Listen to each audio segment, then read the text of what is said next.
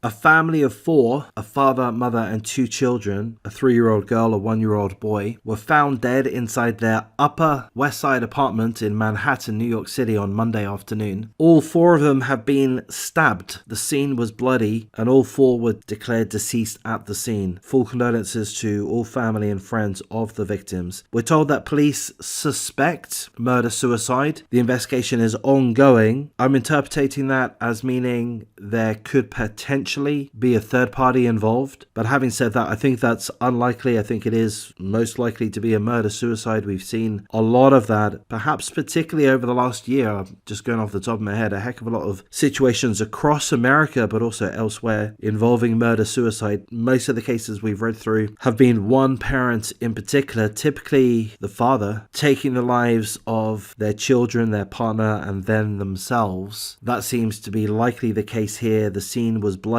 Officers had arrived at the apartment after receiving a welfare check or wellness check request from the mother's father, who hadn't heard from the family for a little while. Police attended the apartment, again in the Upper West Side of Manhattan, New York City, and officers found this dreadful scene. Presumably blood everywhere. The two children had stab wounds, a 3-year-old girl, a 1-year-old boy. The father, the mother had their throats slit. Again, police say that it's suspected as a murder-suicide. I think I'm right in saying most cases like this, the police are going to be pretty quick in declaring it a murder-suicide. They're able to establish that pretty quickly and easily, as far as I understand. They've not done that in this case, so I am wondering if they're just following protocol, they're just being patient to allow themselves time to make certain progress in the investigation. But again, it seems kind of inevitable that it is a murder-suicide. Is that going to mean that the father did this awful thing? Perhaps the mother, perhaps them both together? And if so, why? Why would anybody do this? Kill their own children and then their own partner and then themselves. It beggars belief. It's the worst side of humanity, the darkest side of humanity. It does not get much worse than this. We're told that the two children, again a 3-year-old girl and a 1-year-old boy, were found in the same bedroom. The mother was discovered in the hallway. The father was found in a second bedroom. We're also told that the father happens to be the superintendent of the residential building. We're also told that first responders had to force the door of the apartment open during the wellness check, which indicates that the door was locked from inside, which again indicates that it was a murder-suicide.